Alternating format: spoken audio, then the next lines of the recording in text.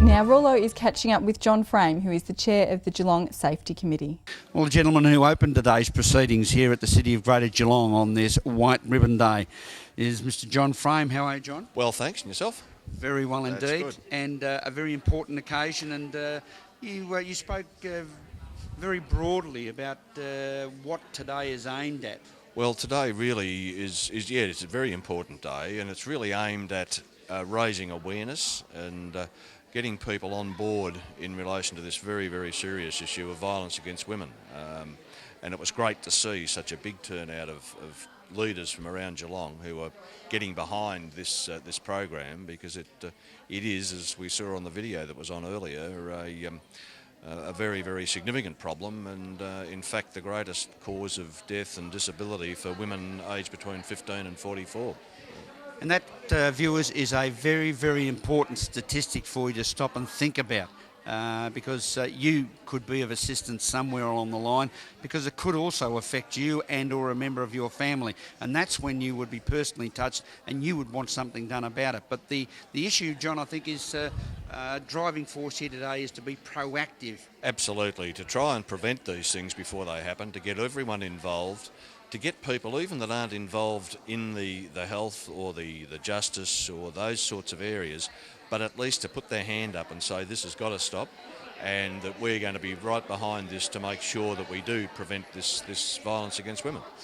We've seen here in Geelong campaigns such as the bullying campaign run by the local Geelong Advertiser.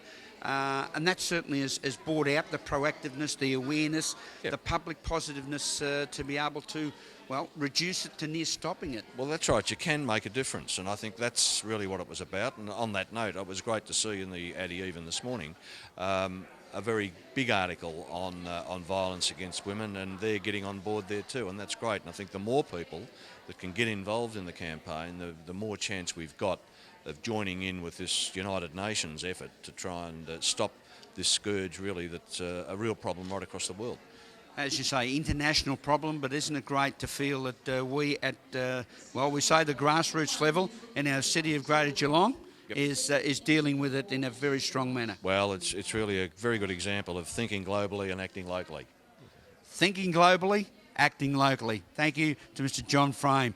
And remember, family violence, it can affect you, so be aware of it, be involved, stop it before it occurs, and act proactively.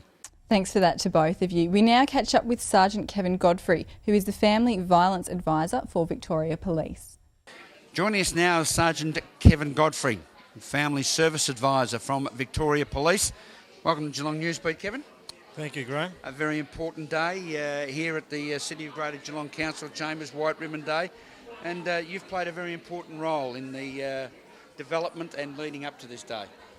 I think it's more of a team effort, Graham. It's as simple as that. Everyone's got their work they do. It's a good turnout, very good turnout. I'm very pleased and surprised with how many people are supporting the local cause and international elimination of violence against women in general.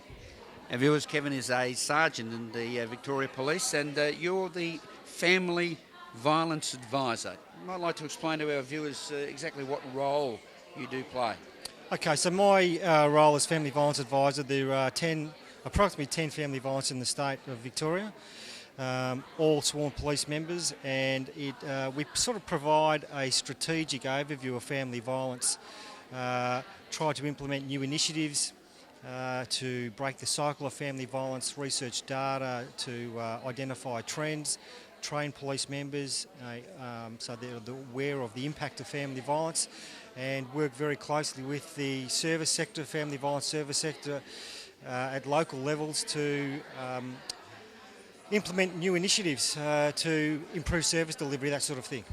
So it's been another initiative of building bridges within the community to help proactively resolve some of our difficulties.